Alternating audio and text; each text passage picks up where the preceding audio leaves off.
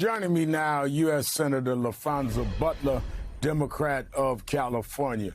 Senator Butler, thanks for being with us. I want to get right into the fight over reproductive rights, starting with what Senator J.D. Vance said about the threat of a federal abortion ban under another, a second Trump presidency. He's the vice presidential candidate. Take a listen. I think it'd be very clear he would not support it. I mean, he said that explicitly. Yeah, I mean, if you're not supporting it as the president of the United States, you fundamentally have to veto it. So he would veto a federal abortion ban? I think he would. He said that explicitly, that he would. The senator's comments follow his running mate, Donald Trump, writing Friday on social media that his administration will be, quote, great for women and their reproductive rights. The dissonance is striking, of course, when you consider how often Trump takes credit for ending Roe v. Wade by appointing the Supreme Court justices that made it possible. Can these two be trusted, no matter what they say now? Thanks so much for having me, Reverend Al. It's so good to be with you. And I think you're asking exactly the question that millions of Americans themselves are asking. And the fundamental answer is no, they can't be trusted. They will say one thing on Monday, another thing on Tuesday, all in an effort to seek political favor when they know this is an issue that Republicans have been losing on since the rights of Roe v. Wade were stripped away. Donald Trump has said that he takes credit for packing the court with anti-Roe justices. He has bragged about ripping away the right of women to make decisions about their own bodies. And his vice presidential nominee is all over the place as it relates to women and their fundamental rights in this country and in their family. I'm not sure if childless cat ladies have access to abortion care or not. But these folks cannot be trusted. And we have to make sure that we are communicating with voters about the consistent position that is that of Vice President Kamala Harris and Governor Tim Walz. Not once have they tried to hide behind a policy position relative to abortion. Not once have they run away from supporting women who want to make decisions about their own bodies. And so it is consistency versus continued political gamesmanship. And that's the choice before the American people this coming November, and to me, it's a clear choice. Now, reproductive freedom has been a central theme to the vice president's campaign pitch, and that was certainly the case Thursday night. Roll the sound, please. Get this, he plans to create a national anti-abortion coordinator and force states to report on women's miscarriages and abortions.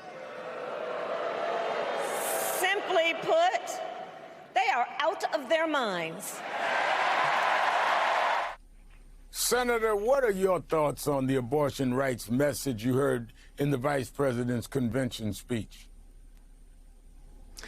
She couldn't have been more clear, Reverend Al, and I think millions of Americans, men and women, young leaders from every race and nationality and age demographic agree with her. They must be out of their minds to believe that states are now going to have to report to a national abortion coordinator. When did we become the surveillance state in the United States of America? This is a country of freedom and liberty and individuals making their own decisions, and they have completely lost their mind if they think that millions of American people are going to vote for a leader that is trying to do exactly what Project 2025 is proposing. And the vice president nailed it. What she's doing is telling the truth and not hiding behind one thing or the other just to carry political favor. We need a leader who is going to be committed to truth telling, and Kamala Harris is that leader.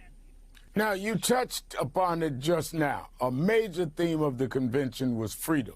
And as Minnesota Governor Tim Walz has pointed out, Republicans have a fixation not only on using the government to restrict reproductive rights, but also our choices in who to love or whether to start a family. Do you think some of this weirdness from Republicans could lead even more Americans to a pro-choice position? Look, the American people and the essence of our country has always been, since its founding days, this notion of freedom. Now, we have never been perfect, and we continue to perfect our union every single day that public servants at every level of government go to work. And what is required in that, in a demonstration of our democracy and the retention and expansion of freedoms, is the trust in the public servants that we are electing, that they are going to make commitments and keep those commitments, that they're going to expand freedoms and not restrict them, that we're going to work to ensure that future generations that come after us are just as free, if not more, than generations before. And so what we have seen since the Supreme Court made its decision to rip away the rights of Roe versus Wade is we have seen coalitions of voters come together, Democrats, independents, moderate Republicans, men, women, young and old, come together to send a resounding message in states not just like California or Vermont, but states like Kansas and Ohio to make the point clear that the American people expect the expansion of freedom and the right to make decisions about their own bodies. They are rejecting these candidates at every turn, and I believe they're going to do exactly the same thing this November with an even more expanded coalition. But the campaign has got to do its work. We've got to make sure that we're talking to every voter, not leaving a single community behind, and being clear about our position contrasted with those proposed in Project 2025. Before I let you go, you represent California in the U.S. Senate and are a longtime ally of the vice president, having followed much of her career to this moment. With all of that in mind, can you describe what you felt watching Vice President Harris accept the nomination Thursday night? Rev, it is a little indescribable. Not only have I tried to play a small role in helping to support the vice president because I believe in her and I believe in her leadership, I'm also a daughter of the South. I went to Jackson State University.